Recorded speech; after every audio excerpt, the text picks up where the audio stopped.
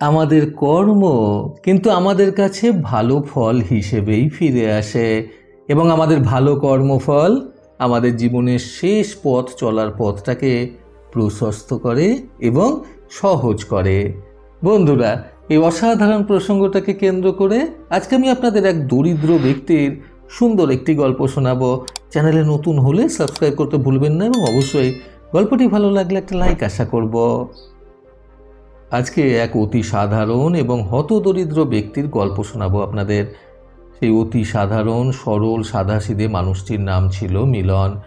মিলন ছোটবেলা থেকেই ভীষণই সাদাসিধে একজন মানুষ ছিল। মনের দিক থেকে সে ছিল ভীষণই ভালো।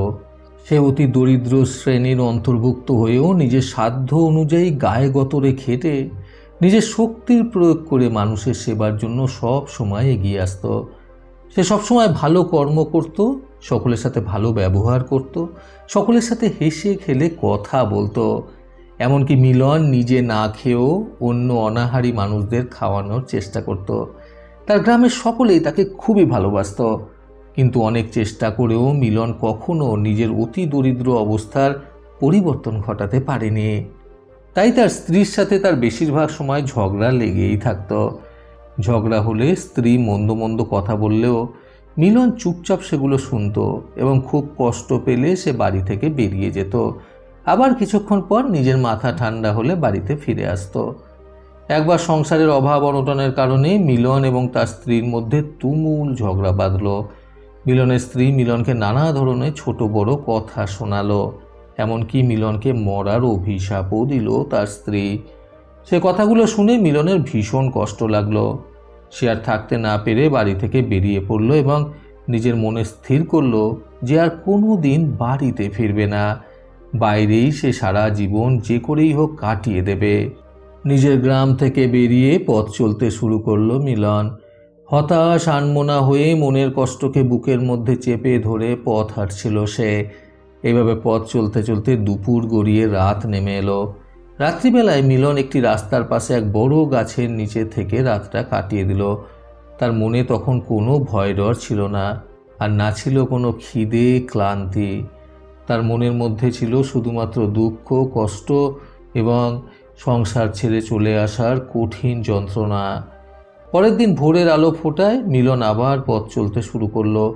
সারাদিন পথ চলার পর বেলার দিকে, অর্থাৎ দীর্ঘ 2 দিন হাঁটার পর, মিলন এক অজানা অচেনা রাজ্যের রাজধানীতে এসে পৌঁছালো।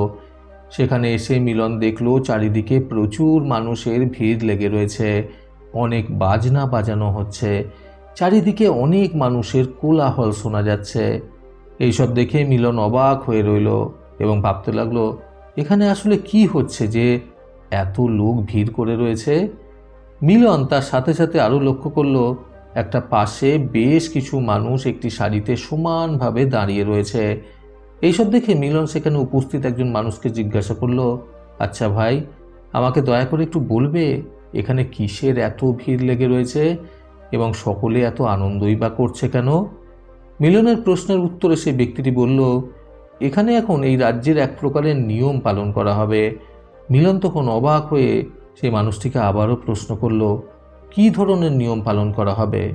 সেই মানুষটি তখন মিলনকে উত্তর দিল, এই প্রকারের নিয়মে এক শাহী হাতি আমাদের সামনে দিয়ে এখনই অতিক্রম করবে এবং হাতিটির সুরের মধ্যে একটি বড় মালা থাকবে।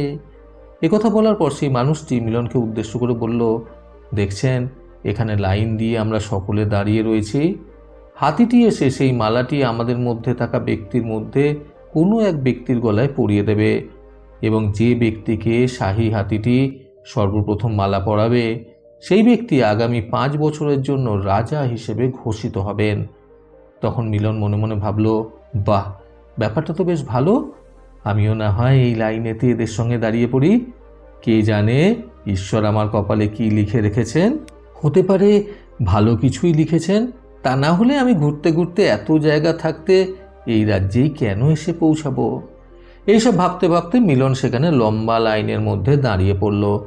যথাসময়ে শাহী হাতিটি নিজের সুরে করে একটি মালা নিয়ে রাস্তা দিয়ে আসলো এবং ঈশ্বরের কৃপাবশত সেই হাতিটি মিলনের গলাতেই মালাটা ছুঁড়ে দিল।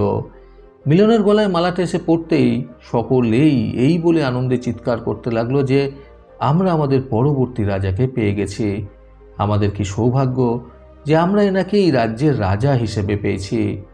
তারপর সকলে মিলে মিলনকে রাজার সম্মান দেওয়ার জন্য তোড়জোড় শুরু করলো। রাজপুরোহিত মিলনের কপালে রাজ তিলক লাগিয়ে দিলেন এবং শর্তস্বরূপ মিলনকে তিনি বললেন, শুনুন, আপনাকে আগামী 5 বছরের জন্য রাজা হিসেবে নির্বাচন করা হলো, কিন্তু 5 বছর পর আপনাকে এই রাজপদ ত্যাগ করে এই রাজ্য থেকে একটু দূরে একটি সুন্দর মনোরম পরিবেশযুক্ত নিস্তব্ধ গ্রাম রয়েছে, সেই গ্রামে চলে যেতে হবে এবং সেখানে গিয়ে আপনার বাকি জীবনটা কাটিয়ে দিতে হবে।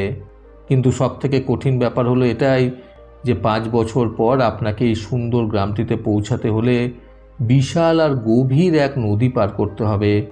নদীর মধ্যে কিন্তু রয়েছে নানা রকমের বিষাক্ত সাপ, বড় বড় কুমির এবং আরও নানান রকম জলজ বিষাক্ত প্রাণী। সেই সব কিছু পেরিয়েই কিন্তু আপনাকে সেই গ্রামে পৌঁছাতে হবে। আমাদের এই রাজ্যের এর আগে যারা যারা রাজা হিসেবে আমাদের কাছে এসেছিলেন তাদের মধ্যে কেউ কেউ এই নদী পার হয়ে গিয়ে সেই গ্রামে উঠে এখন সুখে শান্তিতে বাস করছে, আবার কেউ কেউ জলে নিজের জীবন দিয়ে দিয়েছেন, অর্থাৎ তাদের পরাজয় ঘটেছে সেই নদী পেরোতে গিয়ে। হয় তারা কুমিরের খপ্পরে পড়েছে, না হয় সাপে তাদের দংশন করেছে, আর না হলে এত বড় নদী পার করতে গিয়ে মাঝপথেই তাদের কারোর কারোর শ্বাস বন্ধ হয়ে গেছে। একথা বলার পর রাজপুরোহিত একটু গম্ভীর স্বরে মিলনকে বললেন, এবার বলো, তুমি কি পারবে এই রাজ্যের ভার 5 বছরের জন্য গ্রহণ করতে?